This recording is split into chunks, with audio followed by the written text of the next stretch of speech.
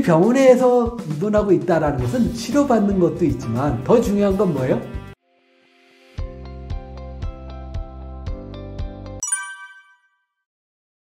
생각해 보세요. 저도 뭐 의대에 들어갈 때는 이제 나중에 사명감을 갖고 들어갔죠. 환자들이나 국민들의 건강을 지키는데 도움을 주고 싶다. 이제 이런 마음을 가지고 이제 의대 대응을 하고, 그래서 열심히 공부도 하고 의대 들어가고 또 가르쳐 준 대로 따라 했던 거죠. 근데 결과적으로 저도 아까 이제 배불뚝이게 되고 약을 먹어도 그때뿐이고 중이염도 없어지고 이제 그때뿐이었다라는 걸 이제 알게 됐는데, 자연 치유를 이제 깨닫고 나면서 느낀 건 뭐냐면, 검사나 약이나 이런 것으로는 치유되는 게 아니고 병을 예방할 수도 없는 거구나는 게 된 거죠. 근데 의대에서 배우는 것도, 수련을 하면서 배우는 것은 그런 것을 배우지 않아요. 즉 음식이나 생활 이런 것을 배우지는 거의 않거든요. 대부분 약과 치료 이런 위주로 배우는 거죠. 그러니까 그런 의사 선생님들 또한 당연히 아프면 약을 먹지 뭐 이런 생각이 기본적으로 깔려 있을 테니까 굳이 평소에 그런 거를 삶을 바꿔야겠다 이런 생각을 할 이유가 없죠. 더군다나 아까 말했듯이 맛있는 거 먹지 뭐 이런 생각이나 하는 거죠.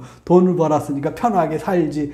근데 편하게 사는 게 아니라 사실 건강은 계단에 오르락 내리락 하는 게 건강한 것이고, 버스를 타기 위해서 걸어가고 그다음에 엘리베이터 대신에 걷고 이런 게 훨씬 더 우리 몸을 건강하게 만드는 건데, 우리가 폼 잡는 걸 좋아하잖아요. 그러니까 뭐 좋은 잘 타고 뭐 가만히 있는 거, 이런 삶이 뭐 마치 좋은 삶인 양 이렇게 생각하는 것이 우리 사회에 보편적이니까 깔려 있으니까 또 의사 선생님도 다 다를 바는 없죠. 그러니까 그들도 결국은 병에 걸리죠. 그래서 이분들은, 의사들이 그래도 좀 난 게, 이분들은 이제 이 공부를 해왔기 때문에 병원에서 안 된다는 걸 본인도 알고 있거든요. 사실은 냉정하게 얘기하면. 그러니까 이제 자기가 암에 걸리고 이러면 이제 찾죠. 그 찾는 사람들이 좀 더 많아요, 의사들이.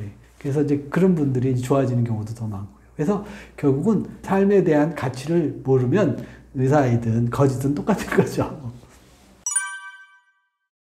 병, 약, 검사, 수술 이것으로 나올 수 있는 건 아니죠. 나은 건 얘기를 드렸지만, 사실 병원에 가면 입원을 하고 퇴원할 때 다 아파 나오는 건 아니고 다 좋아져요. 퇴원할 때는 다 좋아지죠. 그러니까 사람들은 어떤 생각을 해요? 병원 아프면 병원에 입원해 치료받아야 돼. 이게 그냥 당연히 깔린 거죠.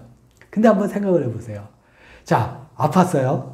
그래서 병원에 입원했어요. 근데 평소에 아픈 이유가 과로나 스트레스나 또 밤늦게 술, 담배, 또 고기, 정크푸드 이런 거 많이 먹어서 생기는 것인데, 만약 병원에 입원해서 똑같이 컴퓨터 맨날 하고 있고 맨날 전화하고 이렇게 하고 있는 병원이 낫겠어요? 그 고기 먹고 술 먹고 담배 피고?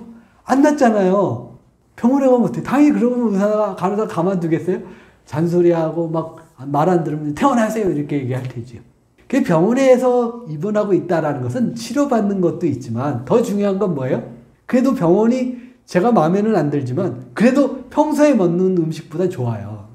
그리고 평소에 먹던 술, 담배 못 먹게 하죠. 자기도 아프니까 안 먹는 것을 당연하게 해주죠. 그래도 환자 입원하고 있으면 직장 상사들도 와서 그래요. 아유, 너 왜 일 안 해? 이런 얘기 들어요? 아니잖아요. 아유, 그동안 너무 과로해서 아파하셨구만. 좀 편히 쉬고 퇴원하시게. 이렇게 얘기하시지 않아요. 그럼 어떻게 마음이 편안해지잖아요. 이렇게 편안하게 생활을 하다 보면 병이 좋아지는 것이지 약 때문에 좋아지는 게 아니에요. 근데 사람들이 많이 오해를 하죠. 병원에서 편안하게 생활을 하고 있고 그 나름 건강한 음식을 먹고 있고 과로하지 않고 잘 때 자고 치유의 조건을 갖춰줬기 때문에 치유되는 것이죠. 일단 기본적으로는 거의 대부분 필요는 없어요. 그런데 여기서 이제 중요한 게 하나 있어요. 무슨 말이냐면 환자들 입장에서는 이 수술을 받지 않고 이 치료를 받지 않으면 안 낫는다는 생각을 이미 갖고 있잖아요. 그럼 사실 낫기가 어려워요.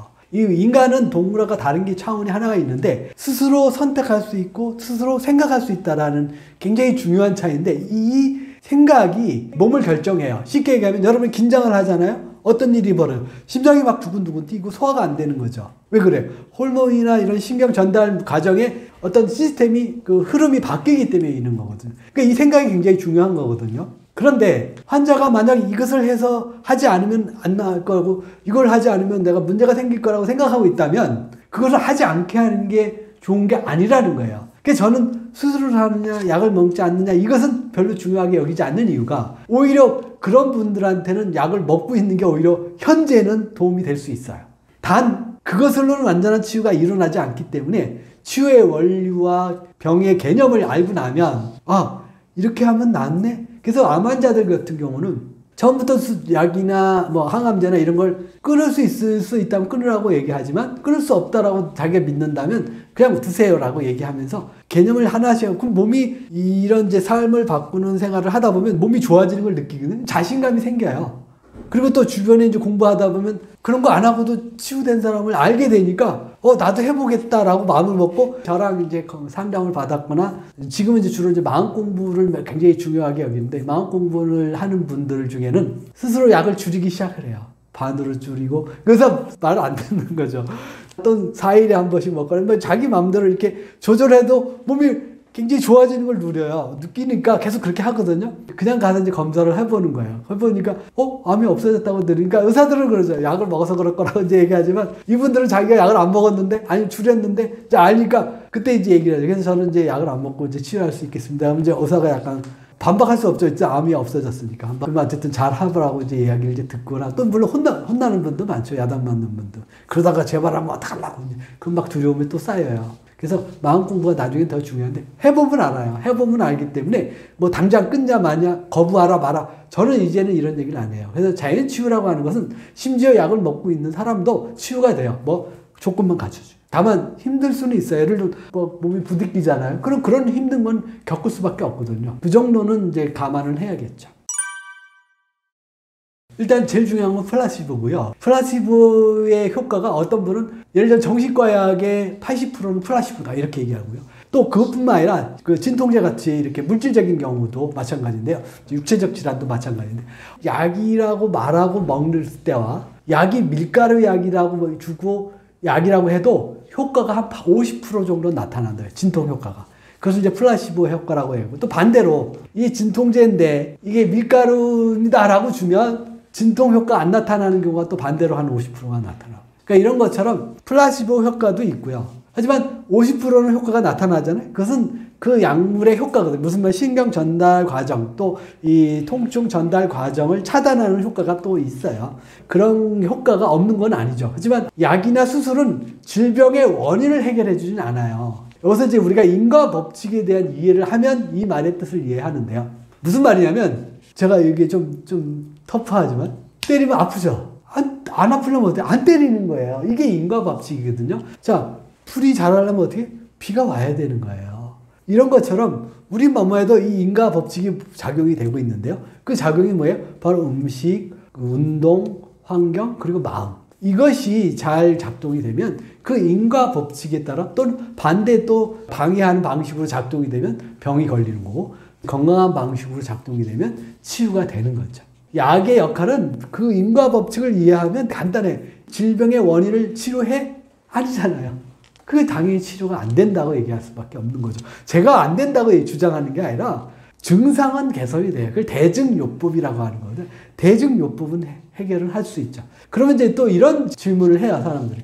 항생제 같은 경우는 세균 치료를 해서 병을 좋아지게 하지 않아요. 네, 세균을 없애는 데 도움은 돼요. 통증을 억제하는 데 도움이 되는 것처럼. 근데 한번 근데 그 균이 원래부터 우리 몸에 있었나요? 아니거든요. 다시 말하면 우리 몸의免疫이 떨어지면 원래 없던 균도 생기게 되거나 들어오게 되어 있는 거죠. 그러면 다시 말해서 재발하는 걸 막을 수 없다는 거죠. 또 걸리는 거죠. 그러다가 나중에 이제 몸이 더 약해지면 이제 재발이 됐을 때 회복이 안 되면 이제 하늘나라를 가야 되는 것이고요. 그래서 아까 말했듯이 궁극적으로 치유가 이루어지려면 결국 삶이 바뀌어요. 그러니까 언젠가 여러분들은 어느 순간에 아프지 않고 편안하게 살다가 건강하게 살다가 나름 의미 있는 생활을 살다가 가고 싶다. 그리고 이 생활에 어느 정도 돌아와야 되는 거죠.